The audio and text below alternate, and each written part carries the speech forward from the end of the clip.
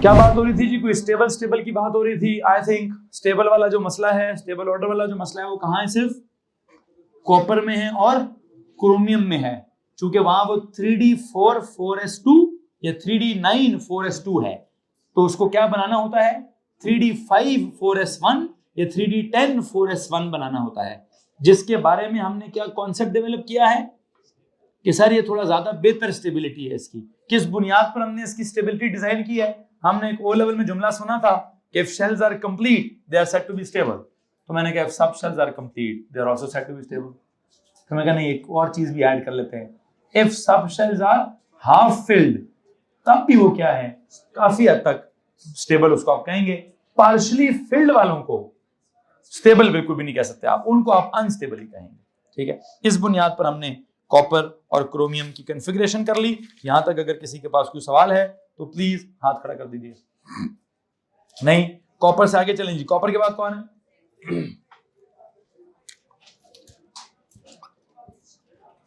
ऊपर 30 है और इसका जो नीचे वाला नंबर है वो क्या है? 65.4। इसकी जरा कॉन्फ़िगरेशन करें जल्दी से।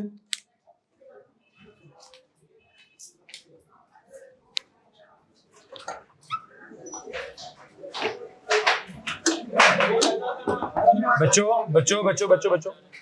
यार, पता है क्या, 7 क्लास हो रही होती है, आप लोगों की शोर बहुत ज्यादा आती है यार। वहां पे खत्म हुई है तो थोड़ा बाहर जाके शोर मचाओ ना। उधर से थोड़ा सा वो है, सुराख है, तो वहां से आपकी सारी बातें ना अच्छी बुरी सब मैं सुन रहा होता हूँ। ठीक है, तो थोड़ा सा इजी हो जाओ यार। इस तरफ इनको क्लास खत्म हो तो बाहर भेज देगा। ऊपर लैब में जाओ, लैब है तुम लोगों की शायद। चलो छुट्टी होगी तो घर जाओ। एक शहजादा उधर क्या कर रहा है? उसका नाम, इनकी क्लास हो? ठीक है, उधर ही पढ़ना।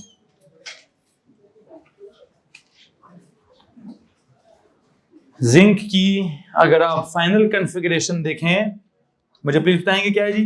एंड करा दूं इसका, आखिरी स्टेटमेंट बता दें। आर्गॉन 3d10 4s1 4s2 है जी। इसका 3d भी फुली फिल्ड है, इसका 4s भी क्या है? फुली फिल्ड है। लेकिन एक बात पूछूं, मुझे इसकी ओ लेवल वाली कॉन्फ़िगरेशन चाहिए। मुझे इसकी ओ लेवल वाली कॉन्फ़िगरेशन चाहिए जी। वैसे ए लेवल भी बताएं, कर ली होगी, लिख ली होगी आपने। ओ लेवल वाली बताएं। पहले में 2, एल में 8, एम में कितने हैं? 18 है। कितने जी? हाँ जी, देयर यू गो जनाब साहब। वो जो 8 और 18 वाला मसला था, समझ आया कि नहीं आया है? हैं जी, वो रिजॉल्व हुआ कि नहीं हुआ है? कि सर जी बुनियादी तौर पर हमने ओ लेवल में पढ़ा था 2882, ये हमारी आखिरी एग्जांपल थी। यहां पर क्या आ गया? 28182। क्या हो गया जी? ओ लेवल में हमने कभी भी ट्रांजिशन एलिमेंट्स की कॉन्फ़िगरेशन की ही नहीं, सोची नहीं। हमें स्कैंडियम का नाम ही नहीं पता। Titanium, vanadium, copper, chromium, manganese, ये वो लटरम पटरम हमें, हाँ आयरन का शायद हल्का फुल्का नाम पता था। मैंगनीज बस किधर होता है? वो कहीं था वो KMnO4। पोटेशियम पर manganate was the only example जहां पर क्या इन्वॉल्व होता था, जहां पर मैंगनीज के बारे में कोई बात हमें पता होती थी। देन देयर वाज क्रोमियम के बारे में क्या? पोटेशियम डाइक्रोमेट, K2Cr2O7 एक वाइड एग्जांपल थी जिसमें कोई क्रोमियम का एलिमेंट इन्वॉल्व होता था। ठीक है, एक वेनेडियम, यस वेनेडियम का भी एक ही एग्जांपल थी, वेनेडियम पेंटाऑक्साइड, वो पता नहीं कोई कैटलिस्ट था, V2O5। ठीक है, तो ये सारे के सारे एक एक दफा इस्तेमाल होते थे। ना हमने कभी इनकी ऑक्सीडेशन स्टेट्स याद की, ना हमने कभी इनके क्या बोलते हैं कोई कॉन्फ़िगरेशन समझी। हमने समझा तो सिर्फ क्या समझा? K2Cr2O7। ठीक है, और हमारे लिए वो सवाल दुनिया जहान का सबसे मुश्किल सवाल होता था जब वो कहता था क्रोमियम के ऊपर ऑक्सीडेशन स्टेट क्या है। तो हम कहते यार ये क्या सवाल इसने पूछ लिया है। K2Cr2O7 में क्रोमियम ने कितने इलेक्ट्रॉन्स लूज किए हैं, इसको निकालना भी प्रॉब्लम है। AS वाले को भी थोड़ा सा प्रॉब्लम होता है, लेकिन जब वो बारी आएगी तो मैं इसमें इक्वेशन बनाकर बता दूंगा कि कैसे सॉल्व करते हैं। ठीक है, खैर बहरहाल मैं भी क्या बात नहीं करना चाहता, मैं ये बस बताना चाहता हूं कि ओ लेवल का लेवल ही कहां तक है? फर्स्ट 20 एलिमेंट्स तक है। और फर्स्ट 20 एलिमेंट्स कहां तक हैं? कैल्शियम तक हैं। और हमने कैल्शियम की कॉन्फ़िगरेशन जब की तो क्या हुआ? 2882 हुआ। और जब मैंने उसमें अगले वाले डाले, क्या गया? 2892, 28102, 28112, 2 8 करते करते एंड पे क्या है 2 8 18 2। हेलो जी, बात समझ आ रही कि नहीं आ रही? तो जो 2 8 18 2 है ये कौन है जी? सर ये जिंक है। अब अगर कोई कहे कि सर वो पहले शेल में 2 होते हैं, ओ लेवल भी कहता है 2 होते हैं, ए लेवल भी कहता है 2 होते हैं, दूसरे शेल में मैक्सिमम 8 होते हैं, ओ लेवल भी कहता है 8 होते हैं, तो ए लेवल भी कहता है 8 होते हैं। जाए जरा किसी टेबल पर, वो टेबल में जहां 18 पे क्वेश्चन मार्क डाला था आपने, कोई टेबल सामने बनाया था जिसमें 18 पे जाके हमने कोई क्वेश्चन मार्क डाला था, डाला है वहां पे? हाँ जी। अब क्वेश्चन मार्क बाकी है कि समझ आ गए? हाँ जी। अब उसका क्वेश्चन मार्क वहां से खत्म कर दें और वहां लिखे जी अंडरस्टूड। हमने वहां पे क्या किया था, वहां हमने एक क्वेश्चन मार्क डाला था और हमने एक नोट लिखा था वहां पे, क्या क्या लिखा था? To understand the concept of 8 और 18 electrons in the third main shell we need to understand the concept of क्या जी? Subshells and orbitals. Subshells भी समझ आ गया है, ऑर्बिटल्स भी समझ आ गया है, इलेक्ट्रॉनिक कॉन्फ़िगरेशन भी समझ आ गई है। जब सब समझ आ गया है तो वो 8 है कि 18 है ये भी समझ आ गया है। कुछ एलिमेंट्स के लिए वो 8 है, कुछ एलिमेंट्स के लिए वो 9 है, कुछ के लिए वो 10 है, कुछ के लिए वो 11 है, कुछ के लिए वो 12 है, कुछ के लिए वो, तो करते करते 18 तक वो बात जाती है। कहां तक जाती है जी? उसकी बात 18 तक जाती है। तो आई थिंक वो 8 है कि 18 is not just 8, is not just 18, it is from 8 to 18। Potassium और कैल्शियम तक थर्ड सेल में कितने मैक्सिमम है? 8। स्कैंडियम के थर्ड सेल में कितने मैक्सिमम है? 9। टाइटेनियम के थर्ड सेल में कितने मैक्सिमम है? 10। वेनेडियम के थर्ड सेल में कितने मैक्सिमम है? 11। क्रोमियम के थर्ड सेल में कितने मैक्सिमम है? 12 नहीं 13। 12 के तारे की कहानी नहीं है। क्यों नहीं? सर वो 3D4 में को एक इधर से मिल गया था, 3D5 हो गया था। फिर उसके आगे कौन है? नहीं वो उसके क्रोमियम के आगे मैंगनीज है। मैंगनीज के इस थर्ड सेल में कितने हैं? आई थिंक 14 है या 13 ही है। हाँ वहां 13 ही है। फिर उसके अगले वाले में 14 है, फिर 15 है, फिर तो करते करते अल्टीमेटली जिंक की जब बात आती है तो जिंक में क्या सीन है? जिंक के थर्ड मेन शेल में 18 इलेक्ट्रॉन्स हैं। अब 18 से ज्यादा हो सकते हैं कि नहीं, जिंक से अगले एलिमेंट हमें समझा देगा। देखते हैं कि थर्ड में 18 से भी ज्यादा हो सकते हैं कि नहीं हो सकते। जिंक से अगला एलिमेंट कौन सा वाला है? हाँ जी गैलियम। देखिए जी काफी हद तक, लेकिन मैं भी इस पे बात नहीं करूंगा। वो कहते हैं सर जी ये जो जिंक है, अब जिंक की स्टेबिलिटी पर क्या कमेंट देंगे? जिंक का 3D कैसा है? Fully filled stable. जिंक का 4s कैसा है? Fully filled stable. तो वो कहते हैं सर जी अगर जिंक स्टेबल है, क्या ये नोबल गैस वाला स्टेबल है? नहीं, उतना ज्यादा स्टेबल नहीं है, उतना स्टेबल नहीं है कि बल्कि एक बात कहूं आपको याद है आपने ओ लेवल में एक चीज पढ़ी होगी कि zinc is the only transition element which have a fixed oxidation state. किसने पढ़ी ओ लेवल में बात कि तमाम ट्रांजिशन एलिमेंट्स की वैलेंसीज कैसी हैं? वेरिएबल है, एक्सेप्ट फॉर क्या? जिंक। तो जिंक की क्या पढ़ी है? सर जिंक की सिर्फ एक ऑक्सीडेशन स्टेट होती है, कौन सी? 2+ वाली। वो क्या करता है? सिर्फ इन 2 इलेक्ट्रॉन्स को लूज करता है। अगर 3D10 एक दफा भर गए तो बस भर गए, इसको ना कोई छेड़ सकता। आप जिंक मैक्सिमम लूज करे तो कितने लूज करता है? 2 इलेक्ट्रॉन लूज करता है। इसलिए इसमें तो वेरिएबल वाला कॉन्सेप्ट ही नहीं है। इसके पिछले वालों में क्या है? इधर आए जी, इधर आ जाए। इधर से 4s में से क्या हो सकता है?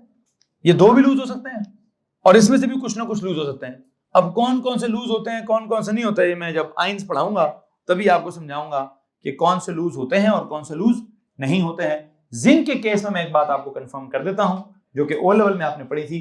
Zinc is the only transition element with क्या? With a single frequency, with a fixed frequency, that is 2+ वाली, 2 लूज करने वाली।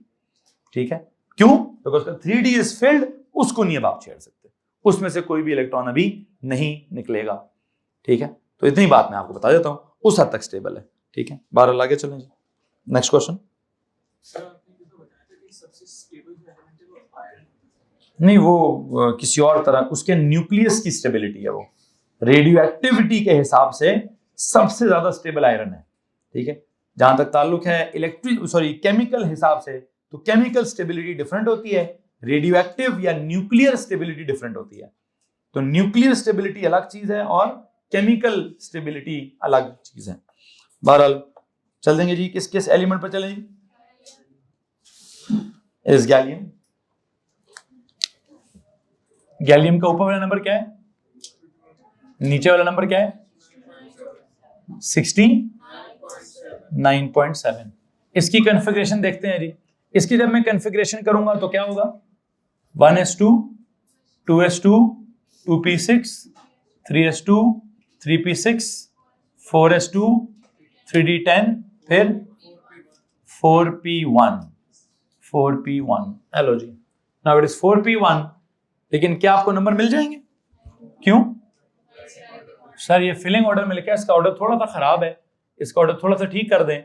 1s2 2s2 2p6 3s2 3p6 क्या ऑर्डर है जी, 3d10 फिर 4s2 फिर 4p1। ये कौन सा ऑर्डर है जी, राइटिंग ऑर्डर है जी पुत्र, जरूरी है जी, क्योंकि उसके बगैर गलती हो जाती है बंदे से।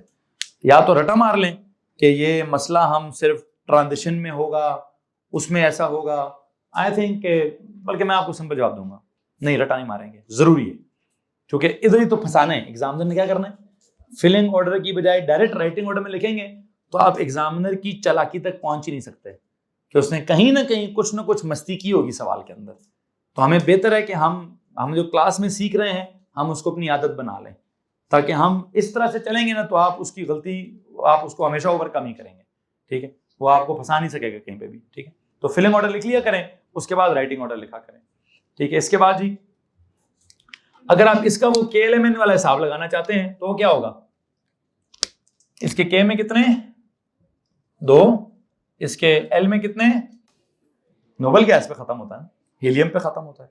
अच्छा, दूसरे में जब 8 हो जाते हैं तो दूसरा शेल जब खत्म हो जाता है किधर खत्म होता है, नियॉन पे खत्म होता है, 10 हो जाते हैं।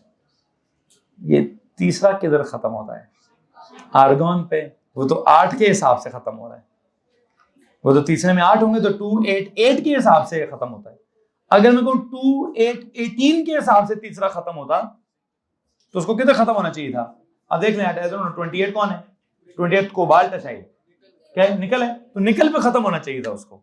ऐसी कोई कहानी नहीं है। बात मेरी समझ आ रही कि नहीं आ रही है। तो जब ऐसी कोई कहानी नहीं है तो 3d10 को मजबूरन अब लिखना ही पड़ेगा। हालांकि 3d10 अगर कंप्लीट हो गया है तो I agree with the fact कि सर तीसरा शेल अब पूरी तरह कंप्लीट हो गया है। अब अगर वो पूरी तरह कंप्लीट हो गया है तो वहां क्या होना चाहिए था सर, वहां कोई नोबल गैस होनी चाहिए थी, और वहां पे उसको मैं पूरा ऐसे इस पूरे की जगह 28 इलेक्ट्रॉन्स की जगह कोई एलिमेंट मेंशन करके सिर्फ वैलेंस वाला दिखा देता। क्या कर देता, सिर्फ ये 2 वैलेंस के तौर पे दिखा देता। क्योंकि जब आगे केमिस्ट्री पढ़ी जाएगी तो आप उस केमिस्ट्री में क्या देखेंगे, उस केमिस्ट्री में क्या देखेंगे, हम उस केमिस्ट्री में देखेंगे कि हमें सिर्फ और सिर्फ वैलेंस वाला शेल चाहिए, हमें सिर्फ और सिर्फ वैलेंस वाला सब शेल चाहिए, हमें सिर्फ और सिर्फ 4s के 2 देखने हैं और 4p का 1 देखना है। 3d के 10 कंप्लीट हो चुके हैं तो ड्रॉ करने की हमें जरूरत भी नहीं होनी चाहिए।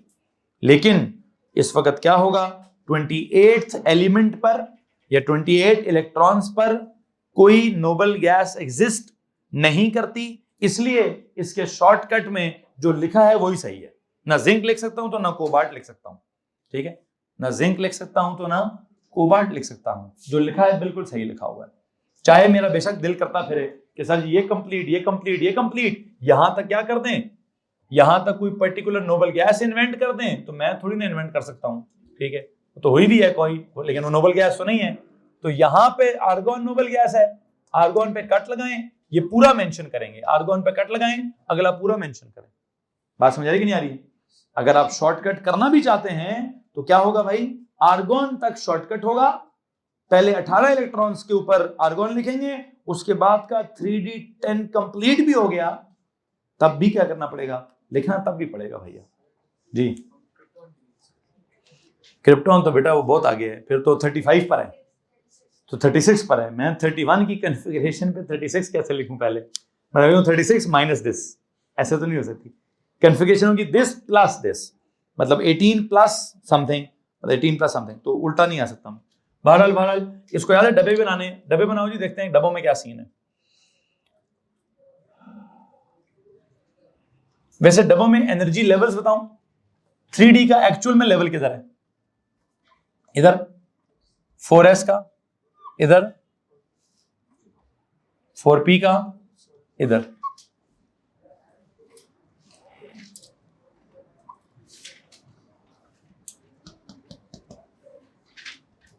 हाँ जी, 3D में कितने जी?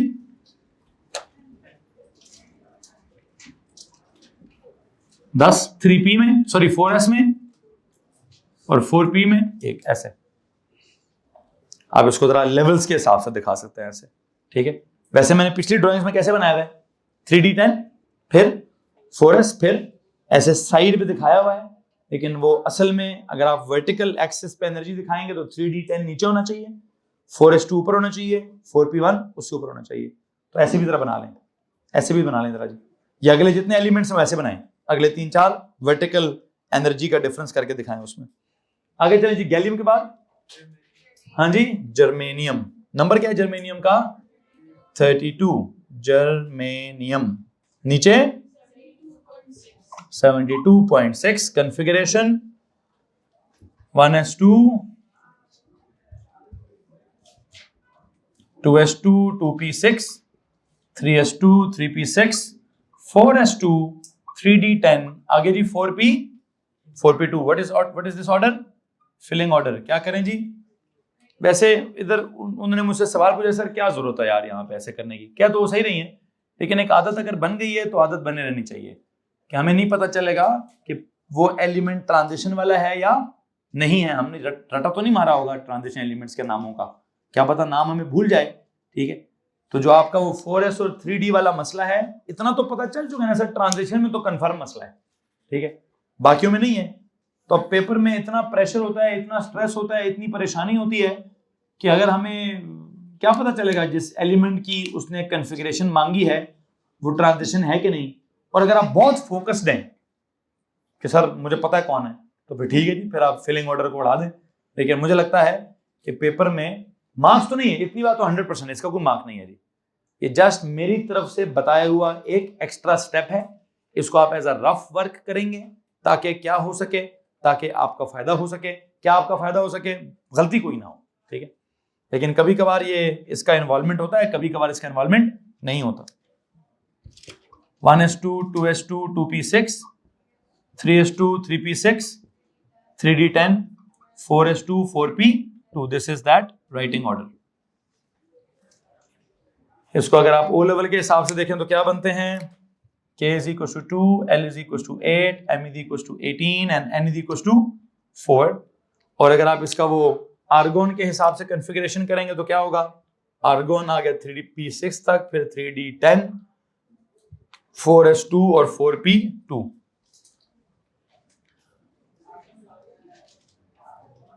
और अगर मैं कहूं जी मुझे सिर्फ वैलेंस शेल के डब्बे बनाने हैं तो 4s का डब्बा बना दें और 4, अदरवाइज इस तरह के 3 चीजें बना दें।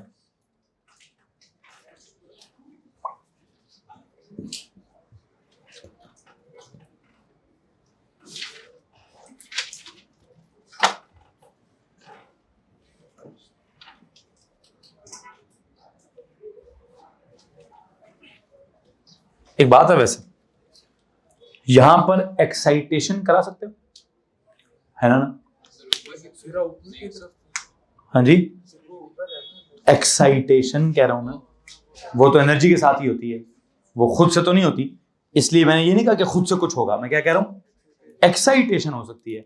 एक्साइटेशन किसकी होगी? ये यहां से यहां में अगर चला गया तो इधर एक लफ्ज क्या लिखेंगे? कॉल दिस एज क्या? एक्साइटेशन। हमने पढ़ा हुआ है कल ये, that happens when what is given, this will only happen when a particular energy is given. कितनी एनर्जी, वैसे एक सवाल है, कितनी एनर्जी देनी चाहिए? जितना इन दोनों में एनर्जी का गैप है उतनी एनर्जी देनी चाहिए। अब इनका एनर्जी का गैप कितना है मुझे क्या पता कितना है, ठीक है, जितना होगा उतनी एनर्जी दे दें, ठीक है। गैप कितना है मेजर नहीं करना, उस गैप जितनी एनर्जी कहां से आएगी, फिजिक्स की बातें हैं, ठीक है जी।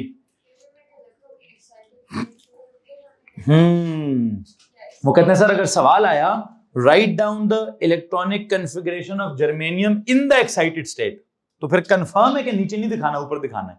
जब उसने कह दिया कि एक्साइटेड स्टेट की कॉन्फ़िगरेशन दिखाएं, तो इट मींस वो क्या चाहता है, वो ये बताना चाहता है कि भाई मैं एनर्जी दे चुका हूं, इलेक्ट्रॉन नीचे से उठाकर इसका इधर शिफ्ट करा लो ताकि सिस्टम थोड़ा सा स्टेबल हो जाए। स्टेबिलिटी है, मसला स्टेबिलिटी का ही, लेकिन अब स्टेबिलिटी खुद से नहीं हो रही, अब स्टेबिलिटी में इंप्रूवमेंट एनर्जी देकर आ रही है। आप एनर्जी देते हैं तो ये इलेक्ट्रॉन यहां से वहां जाता है, ठीक है। तो ये खैर जो भी है मैं लास्ट किसी लेक्चर में समझा चुका था। आपके पास अगर कोई सवाल है तो प्लीज हाथ खड़ा कर दीजिए।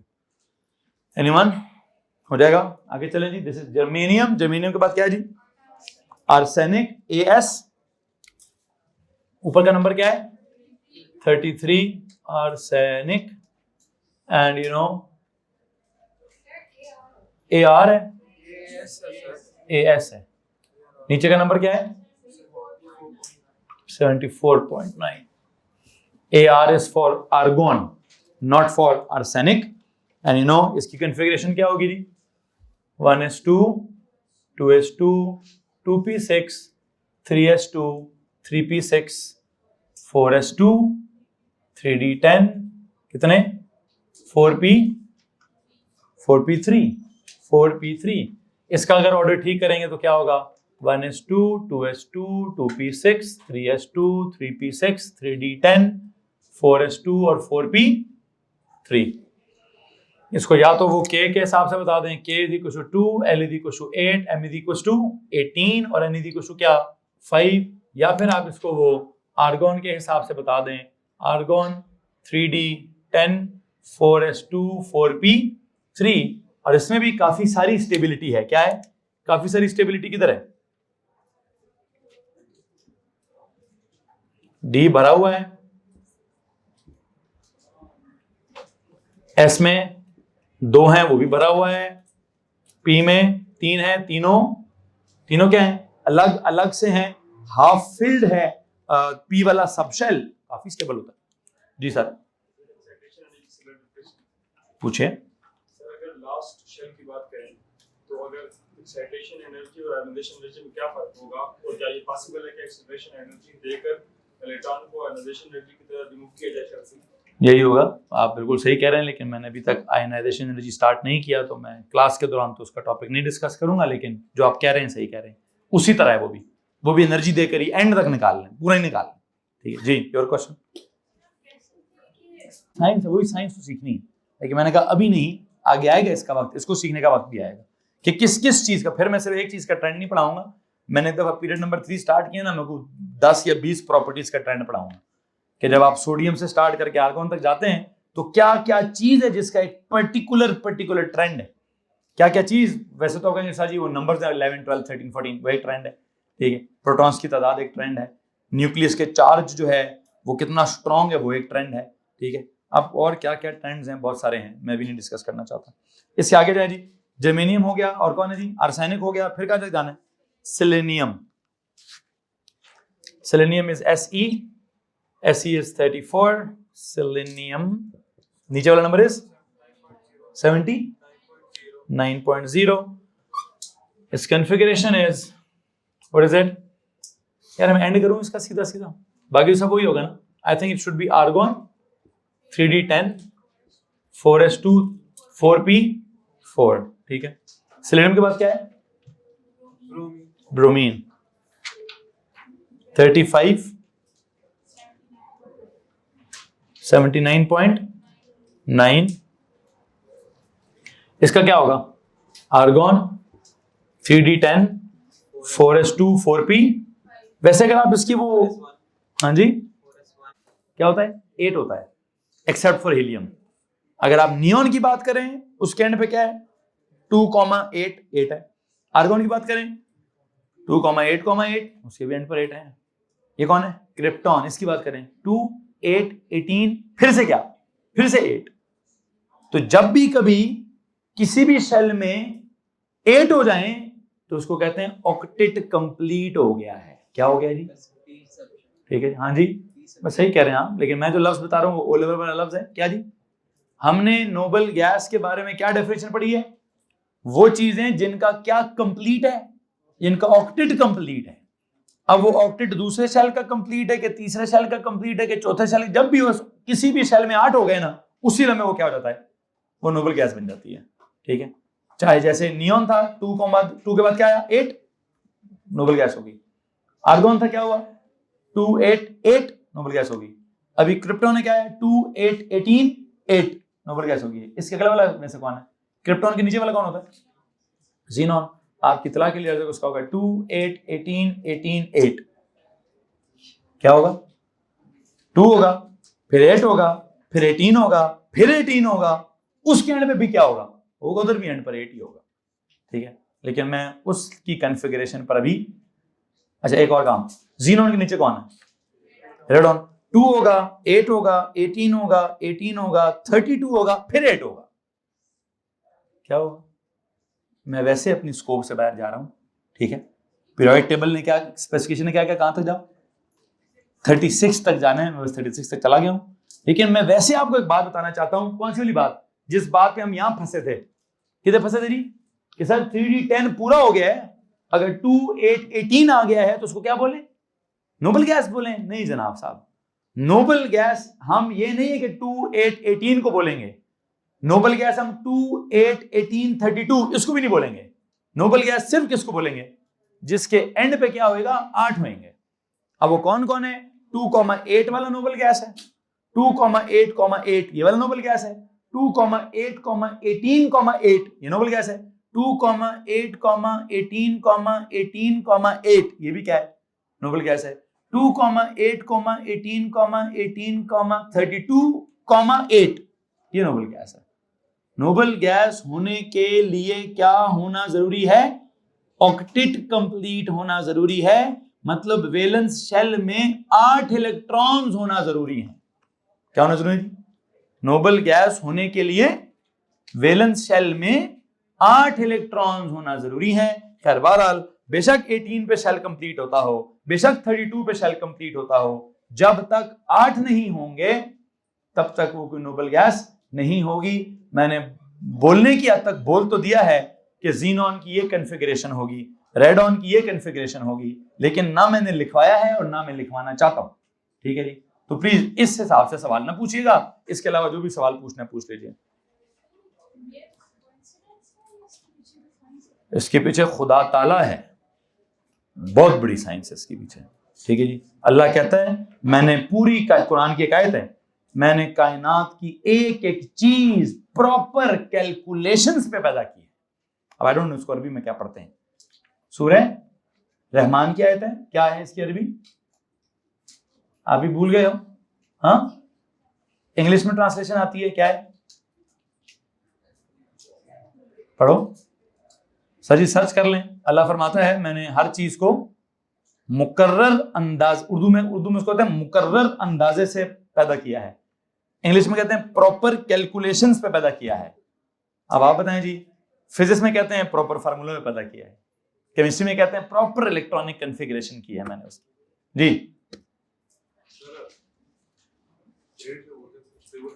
क्या होता है?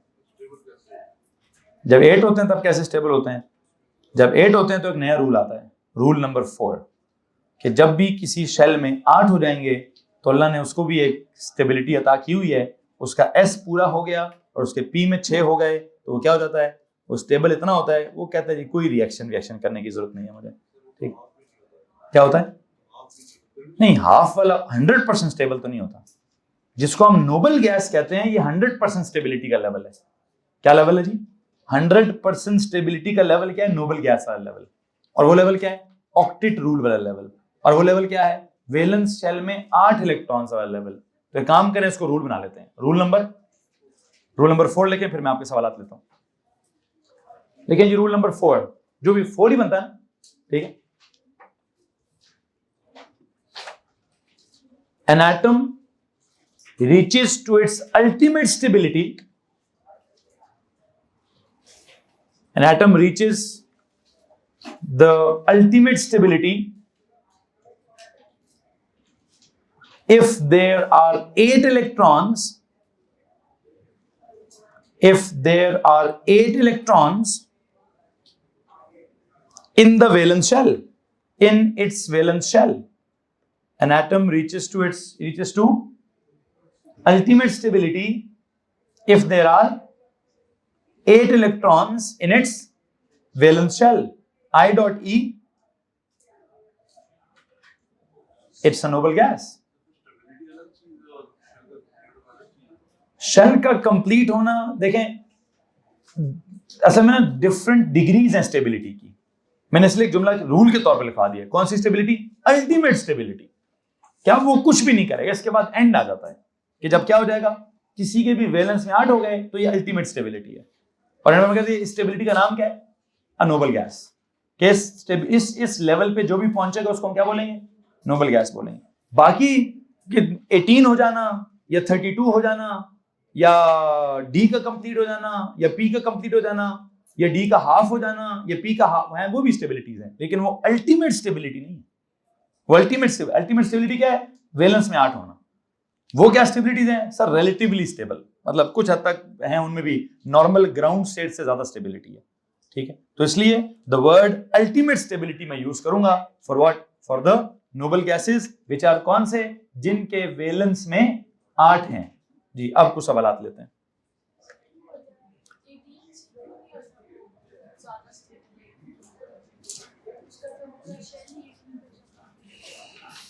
हम क्या पढ़ रहे हैं? साइंस। साइंस क्या होती है? नेचर। तो नेचर में जो है, जैसा है वैसा पढ़ना है।